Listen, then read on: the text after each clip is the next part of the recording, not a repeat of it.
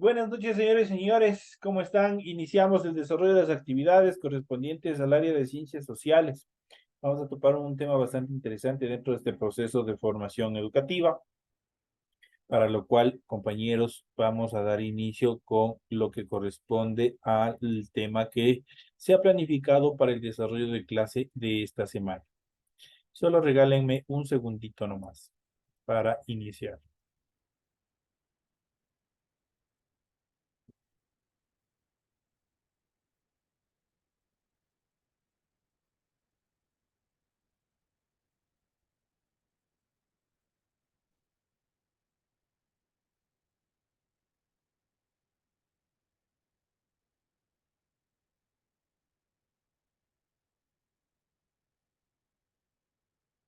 Listo, señoras y señores, iniciamos el desarrollo de la presente clase, como es de costumbre. En pantalla ustedes pueden observar ya el formato para recursos de aprendizaje correspondiente a tarea. Estamos en la asignatura de Ciencias Sociales, estamos en la unidad 10, América Latina y el Mundo Moderno, en el último tema correspondiente al número 4 que vamos a desarrollar en relación a los temas del ascenso de los países árabes, las dictaduras militares en América Latina, los avances tecnológicos durante el siglo XX. Esos son los temas que nosotros vamos a tratar durante el desarrollo de la presente clase. Tienen ustedes el tipo de tarea, el objetivo de la tarea y a continuación tienen las instrucciones de la misma. Recuerden que el trabajo es individual. Deben de leer el compendio de la unidad 10, tema número 4. Pueden ampliar su información sobre el mismo tema con otras bibliografías de ser necesario. ¿Qué es lo que tienen que hacer para la presente semana? Dice, responda a las siguientes preguntas.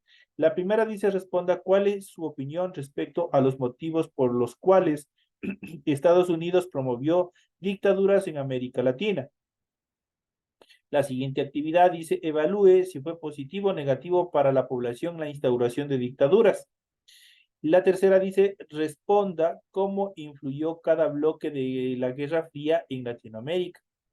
La cuarta dice, identifique los cambios que sufrió la economía latinoamericana con el ascenso de los países árabes. Y por último, tenemos la quinta, que determina o pregunta a partir de lo estudiado hasta aquí, explique los cambios económicos sufridos por Latinoamérica durante el siglo XX y mencione las causas de los mismos. Entonces ahí tienen ustedes la información pertinente, las preguntas, 5 preguntitas que ustedes tienen que dar contestación ya en esta última etapa correspondientes a la unidad número 10.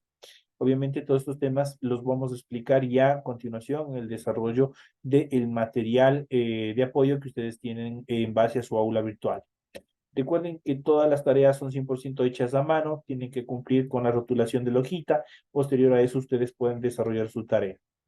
Deben leer las recomendaciones, la rúbrica de calificaciones y al final tenemos la información para el desarrollo de los recursos de plataforma. Aquí estamos en la unidad número 10 con el tema el ascenso de los países árabes, las dictaduras militares en América Latina y los avances tecnológicos del siglo XX correspondientes a la semana 4 de fecha 27 de noviembre del 2023. Esta tarea permite entregas desde el 27 de noviembre, la fecha límite de entrega es el 10 de diciembre y la fecha de publicación de la calificación será hasta el 15 de diciembre del 2023, así que tienen el tiempo necesario en esta última etapa para presentar esta última actividad que tenemos referente a la unidad 10. Recordemos que al final de todo este proceso, ustedes ya saben, tienen una evaluación, la cual ustedes tienen obligatoriamente que cumplir. En base a eso, obviamente, ya al final de todo, ustedes podrán revisar el nivel de calificaciones que ustedes han obtenido hasta la presente fecha. Así es que, por favor, de mi parte, en las materias o en mis materias, en lo que esté a mi alcance, les trataré de ayudar, les trataré de apoyar a las personas que obviamente han tenido algún tipo de problema con con la entrega de tareas que han entregado y de pronto se han sacado alguna nota baja. Voy a tratar de ayudarles, voy a tratar de echarles una mano para que no tengan al final ningún inconveniente. Hay que tratar de ayudarles teniendo en cuenta que obviamente sí es complicado estudiar y trabajar y mucho más cuando de pronto se tiene algún tipo de problemas adicionales. Entonces, basados en estos preceptos, basados en esas actividades, voy a tratar, por lo menos en mis 3 materias, las que corresponden a mis materias, les voy a tratar de ayudar. y obviamente tomando en cuenta las personas que se han esforzado, que de una u otra manera han tratado de presentar sus tareas. Entonces, viendo el interés, de hecho, yo tengo ya un listado, por decirlo así, de todas las personas que se han esforzado hasta el final y que obviamente ya entramos a la unidad número 11 y esa es la que prácticamente con la cual cerramos todo este proceso educativo y en base al empeño que ustedes hayan desarrollado en todas estas actividades, obviamente les podré ayudar. Eso en cuanto a la determinación de estas, en relación a las calificaciones, en relación a las tareas que ustedes han presentado y obviamente que hay que también, como seres humanos, también tenemos que echarnos una mano todos para no tener ningún inconveniente al final. Y obviamente que tratar que no se queden al supletorio. En muchos casos, los compañeritos que se queden al supletorio, obviamente se trabajará sobre un refuerzo académico para que puedan presentarse al examen final, al supletorio, y puedan cumplir sus actividades, puedan cumplir su puntaje y obviamente no tengan ningún tipo de dificultad. Eso en cuanto a las actividades que he estado planificando para tratar de ayudarles a cada uno de ustedes, teniendo en cuenta que ya entramos a la recta final de todo este proceso. Estamos ya en el tema número 4 de la unidad número 10, América Latina y el mundo moderno, y vamos a ver dentro de estos procesos históricos que se han desarrollado a lo largo de la historia de nuestro mundo, los cambios sociales, los cambios en relación al poder, a las primeras potencias. Uno de los eventos más preponderantes es el ascenso de los países árabes y obviamente el control económico que eso determinó a nivel global. ¿Nos afectó esta parte del acceso a los países árabes? Sí nos afectó económicamente. Vamos a ver cuáles fueron esos efectos, si fueron positivos, si fueron negativos en el desarrollo de la presente clase. Tras la Primera Guerra Mundial, el territorio del Imperio Otomano fue distribuido en mandatos a cargo de Francia y también de Gran Bretaña, en este último correspondiente a las tierras palestinas. Se crearía un Estado judío y otro árabe. Entonces, por ahí ya tenemos parte también del inicio del conflicto que nosotros estamos viendo en la actualidad entre Israel y también el Estado de la Franja de Gaza. El Estado de Israel fue fundado el 14 de mayo de 1948 y la Liga Árabe, esto es Egipto, Siria, Transjordania, Irak y Líbano, atacó en cuanto recibió un ataque. Desde entonces los conflictos no cesaron por el desacuerdo de los países árabes a la presencia de un Estado judío en la región y por el reclamo de las fronteras anteriores a 1967, cuando Israel expandió sus territorios. En cuanto a la crisis petrolera que todas estas actividades determinaron, en el año de 1973, como consecuencia de la victoria de Israel apoyado por los Estados Unidos en la guerra de Yom Kippur, los países árabes, miembros de la Organización de Países Exportadores de Petróleo, OPEP, provocaron la subida del precio del petróleo al paralizar la producción y bloquear la exportación hacia Estados Unidos. El precio del petróleo desencadenó una crisis mundial debido a que la industria y la economía en general dependían directamente del petróleo. Se estancó la productividad, subieron los precios y disminuyó el poder adquisitivo dentro de la población y el desempleo alcanzó niveles muy elevados durante todo este periodo. Sin embargo, el alza de los precios que se potenció con el triunfo de la Revolución Islámica de Irak permitió a las potencias petroleras árabes acumular exageradas cantidades de dinero que colocaron en bancos europeos y también en bancos norteamericanos.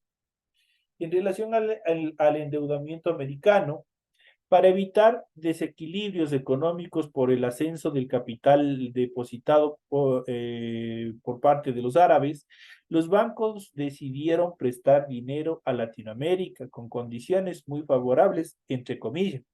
Pero en el año de 1980, Ya otorgados los préstamos, los acreedores decidieron cambiar las condiciones del negocio y prácticamente condenaron a América Latina a una deuda perpetua que exigía gran parte del presupuesto anual para amortización. Prácticamente este proceso fue bastante negativo para América Latina. Obviamente los préstamos que se transformarían a futuro en la deuda externa fueron o han sido los responsables de que en la actualidad a todos los países latinoamericanos nos consideren o nos cataloguen como países tercermundistas. Nos redujeron en relación a el avance en cuanto a los procesos de industrialización. Esa fue una parte que prácticamente nos frenaron todo ese proceso que se iba desarrollando aquí en América Latina. Y cada uno de los países se sumergió paulatinamente en la pobreza. Con la Conferencia Económica Latinoamericana celebrada en 1984, varios líderes latinoamericanos, entre ellos el presidente del Ecuador, Osvaldo Hurtado, buscaron la concertación frente al tema de la deuda. El 28 de julio de 1985, Alan García, presidente del Perú, decidió unilateralmente limitar el pago a 10% anual de la deuda externa. Esto obviamente generó una serie de conflictos, una serie de resentimientos y obviamente de alejamiento de la potencia económica principal de América, que es los Estados Unidos. Y obviamente ellos buscaron otros métodos para poder someter a los países que se habían declarado en rebeldía en función de la deuda de los préstamos que ellos habían provocado. En cuanto a la Revolución Cubana, desde la independencia de Cuba en 1898, la presencia de Estados Unidos fue constante en la isla y Cuba se convirtió en un país dependiente económica y políticamente de los Estados Unidos. La mayoría de ingenios azucareros en la isla eran estadounidenses. En este contexto apareció la figura de Fulgencio Batista en el año de 1934, quien como presidente y dictador gobernó Cuba con el apoyo de Estados Unidos desde el año de 1940 a 1944 y de 1952 a 1959. Una economía basada en la producción azucarera, la inequidad social, la pertenencia de Batista por largo tiempo en el poder, la influencia de Estados Unidos en el gobierno y el fortalecimiento del pensamiento antiimperialista provocaron que en 1953 Fidel Castro junto con un grupo de universitarios liderara el ataque al cuartel militar de Moncada. Se pensó que este acto movilizaría a la población en contra de Batista, pero no fue así. Por el contrario, los estudiantes fueron apresados y sentenciados a varios años de cárcel. Los que sobrevivieron se reagruparon en la Sierra Maestre, donde se iniciaron enfrentamientos entre guerrillas. Inicialmente el grupo estaba conformado por campesinos, más adelante con el apoyo del Partido Comunista Cubano lograron la adhesión de los grupos populares urbanos y en el año de 1958 tomaron Santiago de Cuba y en el año de 1959 La Habana. Batista ya sin el apoyo de Estados Unidos tuvo que dejar la isla, tuvo que abandonar el poder. Esta revolución se convirtió para los movimientos comunistas y socialistas latinoamericanos en el ejemplo a seguir y se buscó formar guerrillas en varios países. Frente a esto, muchos gobiernos decidieron fortalecer sus ejércitos con el apoyo de los grupos más conservadores al interior de cada país y de Estados Unidos, que en el contexto de la Guerra Fría temía que el comunismo se expandiera por todo el continente. Como reacción a la Revolución Cubana, Estados Unidos le impuso un bloqueo económico y comercial a Cuba. Así también se pretendía revertir el avance del comunismo en la isla y en el resto del continente. Este bloqueo redujo significativamente la estabilidad económica de este país y su conexión con el resto del mundo. Esto en cuanto al pequeño extracto, una pequeña cápsula histórica en relación a todo este proceso que se dio en Cuba. Entonces también aquí las causas principales de la pobreza que se puede ver en la isla, también es parte fundamental de todo ese proceso de bloqueo por parte de los Estados Unidos. Ellos les buscaron quebrar a este país a cualquier costo. En cuanto a las dictaduras militares en América Latina, esta es una parte negra, una parte sangrienta dentro de la historia transitoria de las dictaduras y también hacia la democracia en todo Latinoamérica. En el contexto de la Guerra Fría, Estados Unidos temía que se produjeran más revoluciones socialistas, como la de Cuba, en toda Latinoamérica. Por eso, en el año de 1960 y 1980, Estados Unidos apoyó la instauración de dictaduras militares en Centro y Sudamérica.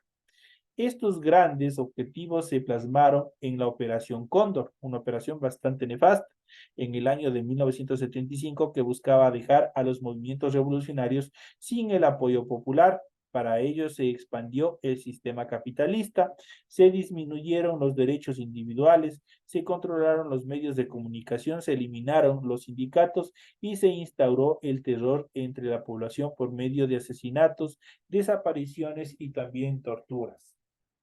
A la vez podemos distinguir características comunes, por ejemplo, los oficiales encargados del gobierno fueron entrenados por Estados Unidos. Los movimientos obreros, estudiantiles y campesinos eran vistos como un peligro por los regímenes militares. No estaban bien vistos.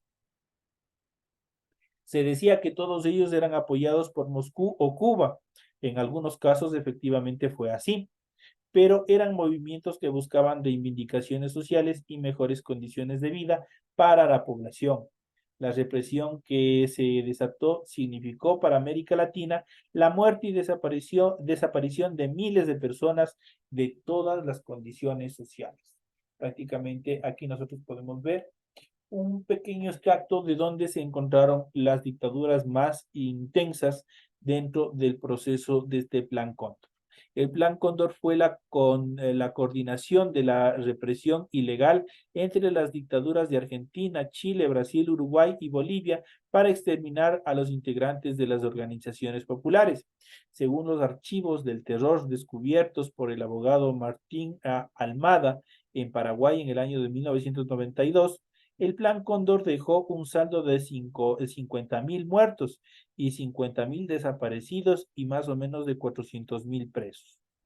Un documento desclasificado de la CIA con fecha 23 de junio de 1976 explica que ya a principios de 1974, oficiales de seguridad de Argentina, Chile, Uruguay, Paraguay y Bolivia se reunieron en Buenos Aires para preparar acciones coordinadas, obviamente con fines, obviamente, de atacar a la población.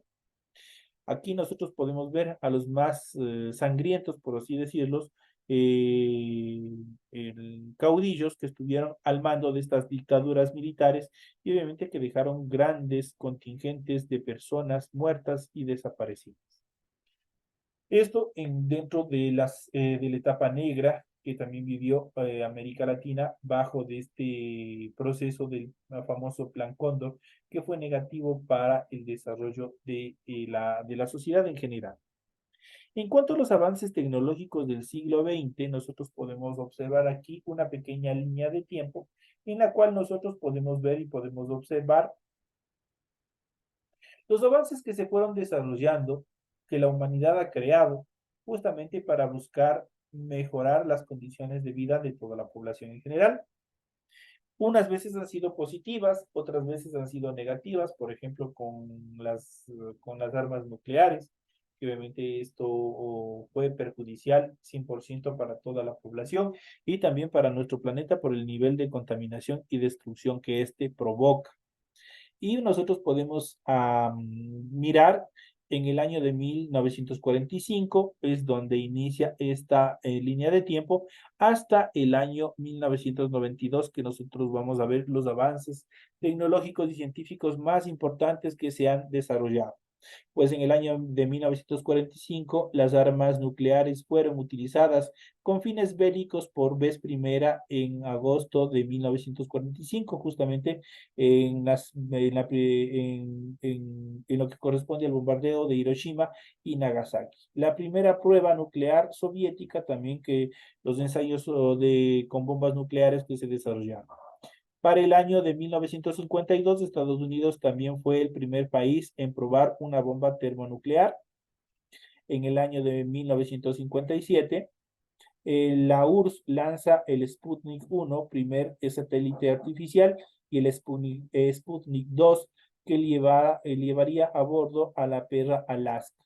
En el año de 1953 apareció una nueva generación de aviones de combate supersónicos, el F-100, Super Zebra estadounidenses, el Convair F-102, Delta Danger y el Electric Light inglés y el bimotor soviético MLA-19. En el año de 1961, Yuri Gagarin, a bordo del Vostok 1, se convierte en el primer astronauta en dar una vuelta completa a nuestro globo terráqueo.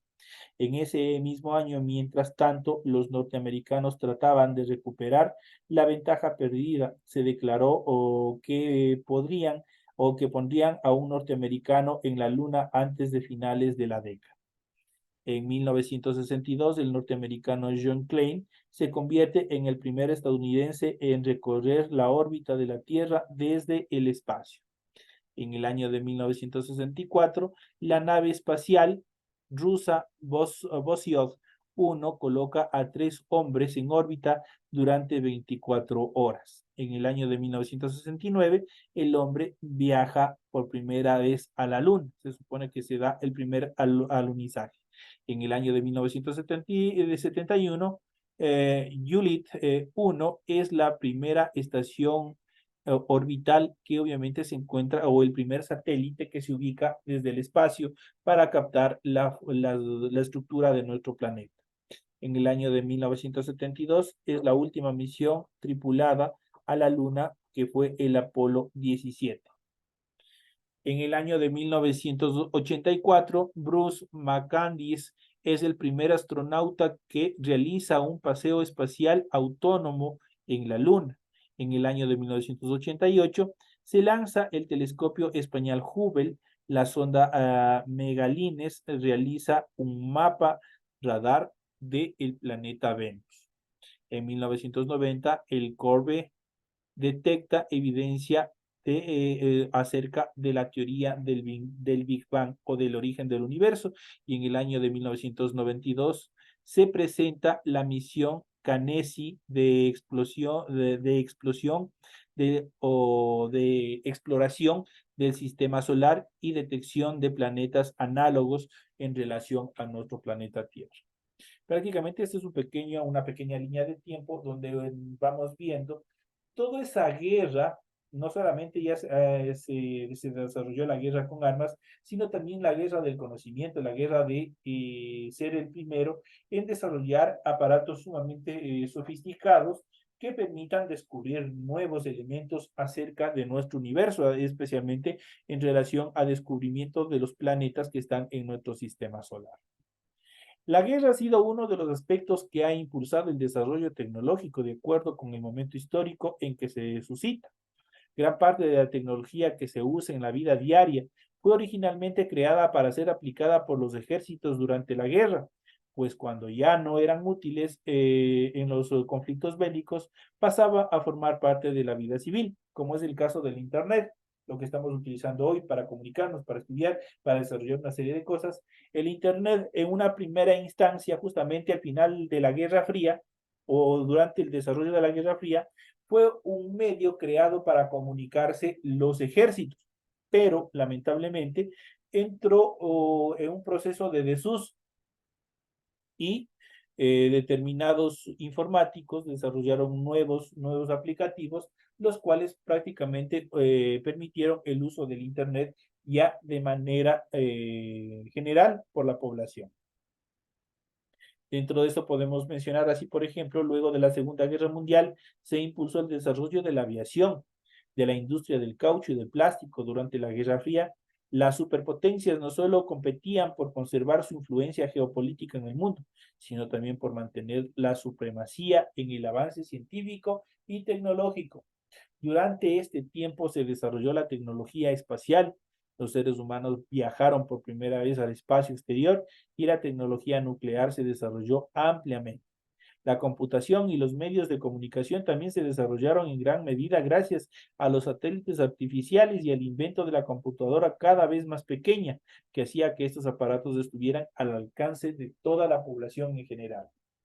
Con la globalización y los avances de la conectividad humana, el transporte y telecomunicaciones se han desarrollado nuevas formas de distribución y comercialización de productos a través del Internet.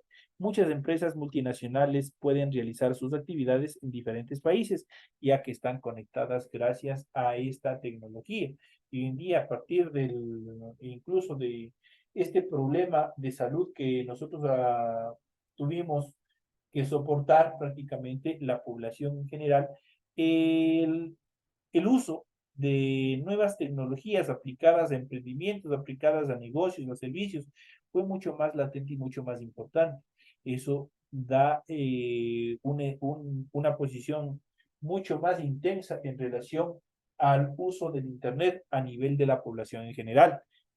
Obviamente, la versatilidad del uso del Internet es cada vez impresionante. Ustedes habrán escuchado en estas últimas etapas el desarrollo de la informática, por ejemplo, la inteligencia artificial. Prácticamente la inteligencia artificial hoy en día está sistematizando y simplificando los diferentes procesos de programación, de estructuración de programas dentro de las computadoras. Y esto genera una posibilidad más amplia también para tener un abanico de información de forma más ágil y eficiente para cada uno de los ciudadanos. Dentro de esos procesos, y vamos a ver en esta etapa la construcción de la paz. A partir de 1945, tras el fin de la Segunda Guerra Mundial, que fue 100% nefasta para toda la población, la India empezó su proceso de independencia de Inglaterra. Entre los líderes independentistas se encuentra Mohamed Gandhi, conocido por promover las protestas no violentas, con la huelga de hambre que él mismo hacía cuando era encarcelado por las autoridades británicas. Una vez obtenida la independencia, Gandhi luchó por la incorporación de las castas excluidas del sistema y por mejorar las condiciones sociales de vida de toda esta población. Además, en la India cohabitaban dos grupos de distintas religiones, los hindúes, que eran mayoritarios, y los musulmanes. Tras la independencia, ambos grupos se enfrentaron. Gandhi luchó para que coexistieran en paz y de hecho defendía los derechos de las minorías musulmanas, siendo el hindú. Fue asesinado en el año de 1948 por un extremista hindú, pese a luchar contra todos estos estigmas y preceptos religiosos también que hasta la vez, de cierta manera, divide a la población. En cuanto al pacifismo en todo el mundo moderno, ¿qué es el pacifismo? El pacifismo como activismo social o político es, sin embargo, un fenómeno que se presenta también en otras latitudes a nivel de nuestro globo terráqueo. En la segunda mitad del siglo XX, los primeros grupos pacifistas aparecieron en países escandinavos durante la invasión nazi de la Segunda Guerra Mundial. Después de la Segunda Guerra Mundial, el repunte económico de Estados Unidos provocó en la sociedad en general un adormecimiento de su capacidad crítica. Es entonces que los jóvenes a partir de la década de 50 comenzaron a rechazar y a cuestionar fuertemente esta situación. A esto se sumó la indolencia hacia las ideas socialistas, obviamente que buscaban una igualdad, una equidad entre toda la población. Una crítica del belicismo fue el movimiento hippie, surgido en los últimos años de la década de 1960, que postulaba la anarquía no violenta, la preocupación por el medio ambiente y el rechazo al materialismo. Los hippies formaron una contracultura antibelicista en Estados Unidos y también en Europa. entre los años de 1955 y 1968, la lucha por los derechos civiles de los afrodescendientes en Estados Unidos estuvo representada y muy bien marcada por Martin Luther King a la cabeza. Fue también una lucha no violenta, pero sin embargo se perdieron grandes cantidades de vidas. Se derramó mucha sangre justamente para establecer los derechos de las personas de color, a cual representaba a Luther King. Fue una lucha bastante intensa, especialmente marcado en un país que por sus condiciones de liberación, por sus condiciones étnicas en las cuales se estructuró su independencia y su formación como Estado, obviamente era un país totalmente racista y hasta la fecha. Los Estados Unidos es un país racista en relación a las personas de color o a las personas afrodescendientes. En cuanto a Latinoamérica y el desarrollismo, a inicios del siglo XX, la División Internacional del Trabajo determinó en América Latina, al igual que en África y Asia, fueran productoras de materia prima y que los países desarrollados, o eso quiere decir, los procesaran y vendieran como productos industrializados a las demás regiones del mundo. De este modo, la economía de Latinoamérica se caracterizó por la agroproducción y no por la monoexportación. El desarrollo industrial era muy limitado y no se traducía en grandes ingresos para los países. Las exportaciones, principalmente de frutos de la tierra, beneficiaban al país y a los dueños de las plantaciones, pero sobre todo a las grandes compañías extranjeras que compraban igualmente el sistema de concesión que primaba en Latinoamérica, permitía el ingreso de tecnología y la modernización, pero las concesiones favorecían básicamente al país de origen de cada una de las empresas. Las mayores inversiones en América Latina venían de Gran Bretaña, de Estados Unidos, de Francia y de Alemania. Luego de las guerras mundiales que se desarrollaron en el mundo, el sistema de dependencia no cambió y Estados Unidos ocupó el lugar de las potencias europeas.